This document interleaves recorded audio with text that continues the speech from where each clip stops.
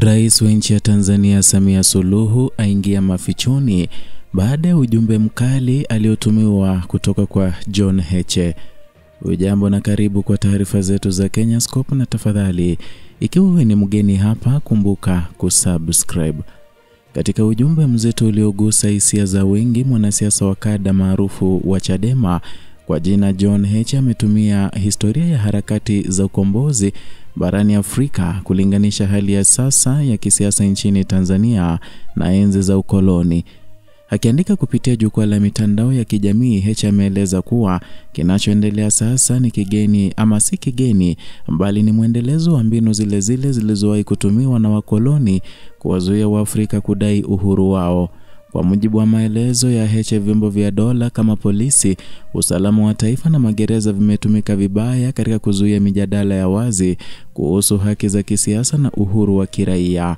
Aliwakumbusha Watanzania kuwa wakati wa ukoloni mikutano ya kisiasa ya vyama vya ukombozi ilifutwa, huku wapigania wale walikuwa wanapigania uhuru wakinyimwa na kunyanyaswa, kuteswa na kutekwa na hata kuuawa. Lakini bado harakati zinaendelea kupitia njia mbadala kama misiba, harusi, makanisa, misikiti na hata timu za mipira.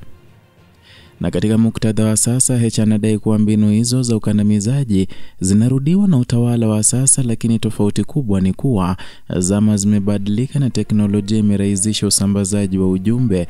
Kwa mantiki hii, alihimiza wananchi kutumia kila jukwaa linalopatikana, iwe ni mitandao ya kijamii, shughuli za kijamii au mijadala mitandaoni, kuendeleza mawazo huru ya kupinga kile alichokiita na kukitaja kuwa ni uhuni wa CCM.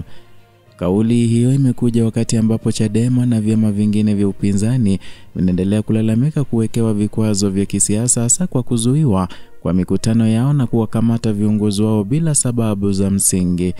Na katika hali hiyo, Heche amepongeza wanaharakati wa chama chake kwa kuendeleza mapambano kwa njia mbadala na kuwahimiza kuendelea kusimama imara bila woga.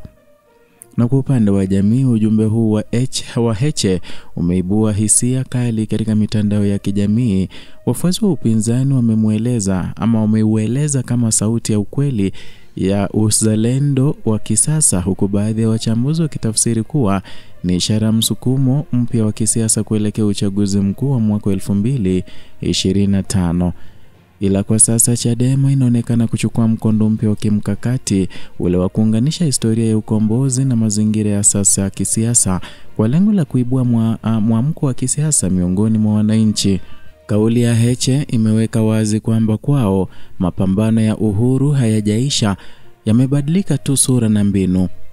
Na katika kipindi hiki cha maandalizi kuelekea uchaguzi mkuu, ujumbe huu unaongeza uzito wa mjadala wa kitaifa kuhusu haki, uhuru wa kujieleza na vilevile nafasi ya vyama vya upinzani katika mfumo wa kidemokrasia wa Tanzania.